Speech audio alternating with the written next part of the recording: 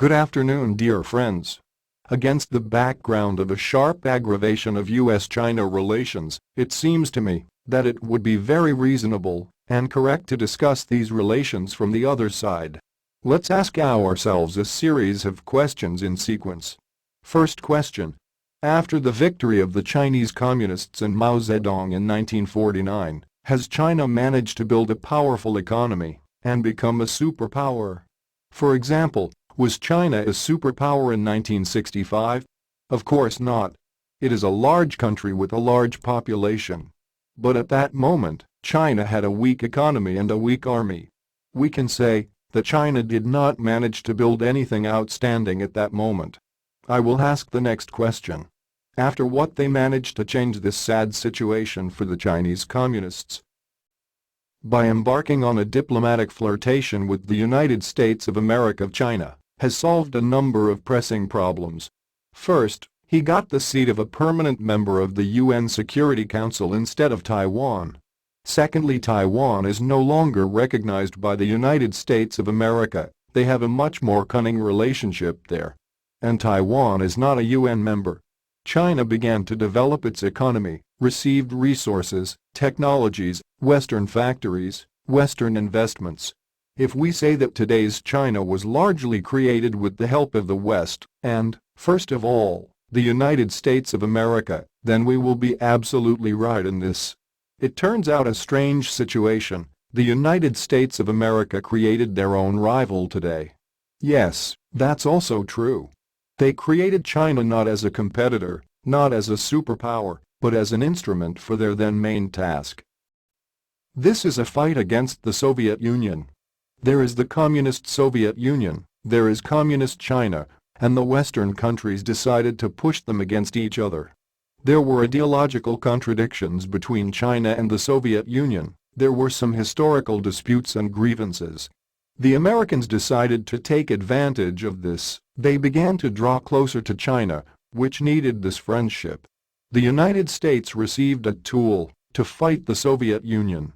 Then China decides to show its friendly intentions. They arrange provocations on Damansky Island, starts a war with Vietnam in 1979, which is also called the First Socialist, since, for the first time in history, hostilities were fought between two socialist states that had previously been in close alliance.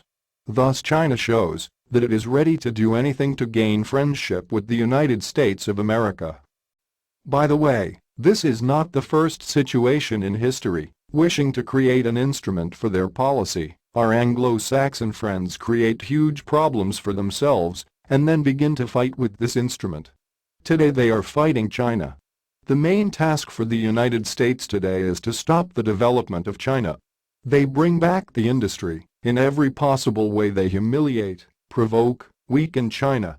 Therefore, the Americans are closing the consulate, blaming China for everything. This is the creation and spread of a virus. Now not Russians, but Chinese hackers hack services, trying to steal the vaccine. This is happening now. What similar events were there in history?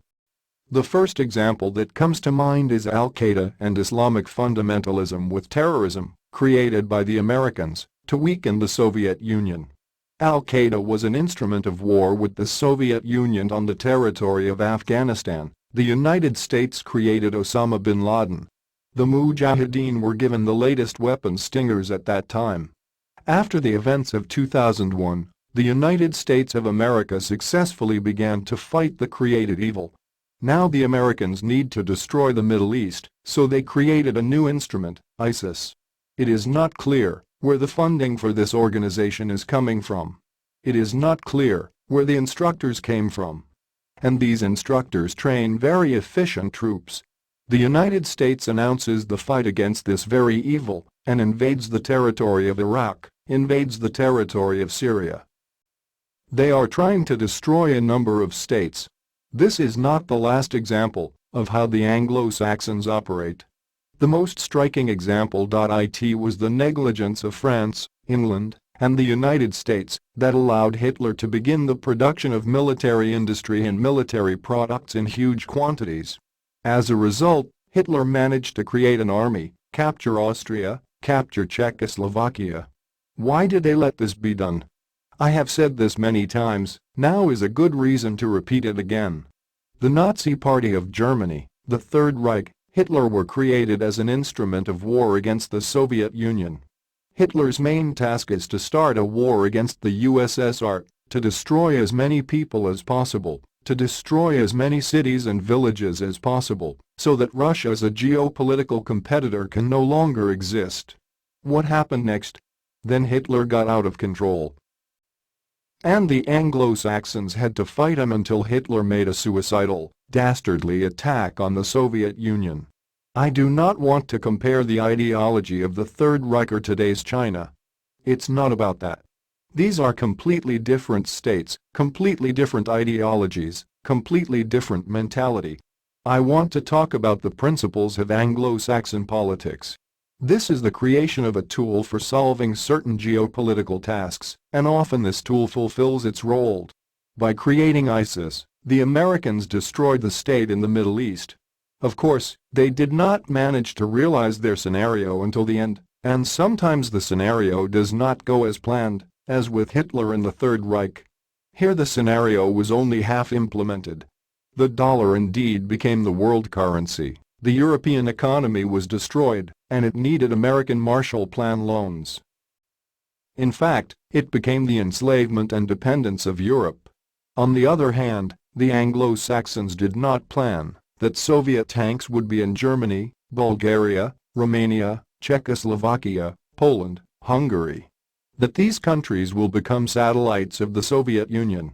All this was done by our leaders, our grandfathers and fathers, who suffered great losses.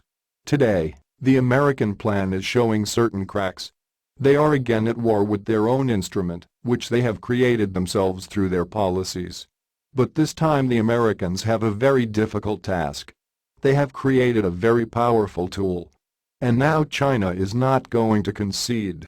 He leaves the fight, he is not ready, and, probably, in the next decade, will not be ready for a head-on collision. In doing so, China will strengthen, and the United States will weaken. So time is working for China. China is a civilization that makes plans for centuries to come. The Chinese communists are in no hurry. The American imperialists are in a very hurry in this war. Goodbye.